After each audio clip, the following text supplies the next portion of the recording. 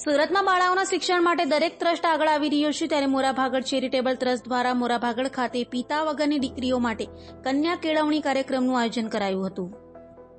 સુરત સહિત રાજ્યભરમાં કન્યા કેળવણી મહોત્સવ ઉજવાઈ રહ્યો છે, ત્યારે સુરતમાં friends group Morabhagal charitable trust દ્વારા મોરાભાગળ ખાતે પિતા વગરની દીકરીઓ માટે કન્યા કેળવણી કાર્યક્રમનું ભવ્ય આયોજન કરવામાં આવ્યું હતું।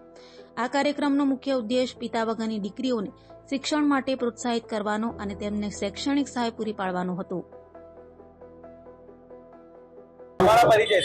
અમે friends group Morabhagal charitable trust મોરાભાગળની અમારી સંસ્થા અમે ચલાવીએ છીએ છેલ્લા 10 વર્ષથી, અને એમાં અમે બાપ વગરની છોકરીઓને દત્તક લઈને એવી છોકરીઓને આખા વર્ષનું એજ્યુકેશન ફીસ ને નોટબુક પછી બેગ એવું સ્ટેશનરી એવું કીટ વિતરણનો આજનો અમારો આ કાર્યક્રમ છે।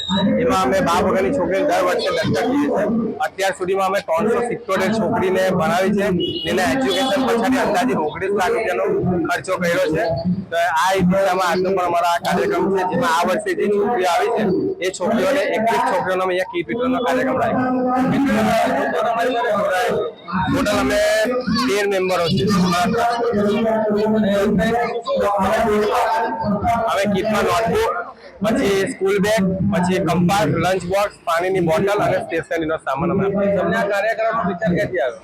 અમે 10 વર્ષ પહેલા અમે ધાર્મિક કાર્યક્રમો કરતા હતા, અમે બધા ફ્રેન્ડો મળીને, તો અમને એવું લાગ્યું કે આપણે આ દિશામાં એક કામ કરવું જોઈએ, અને અમે 10 વર્ષથી આ કામ કરીએ છીએ, પણ કેવી રીતે થાય છે અમને પણ અંદાજો નથી। અમે ખાલી લાભા કે વચ્ચે અને માણસો છે, અમે લોકો અમને ડોનેશન આપે છે, અને એ ડોનેશન સાચી જગ્યા પર જાય એની પર અમે પૂરેપૂરી કોશિશ કરીને 10 વર્ષથી આ ટ્રસ્ટ ચલાવીએ છીએ।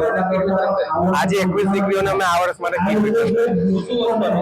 કીટમાં નોટબુક, પછી સ્કૂલ બેગ, પાણીની બોટલ, લંચ બોક્સ, સ્ટેશનરીનો સામાન, એવી કંપાસ બોક્સ, એવી રીતે સ્ટેશનરીનો જે એમને ભણવાને લગતી સામાનો એ સામાન આજે અમે આપીએ છીએ।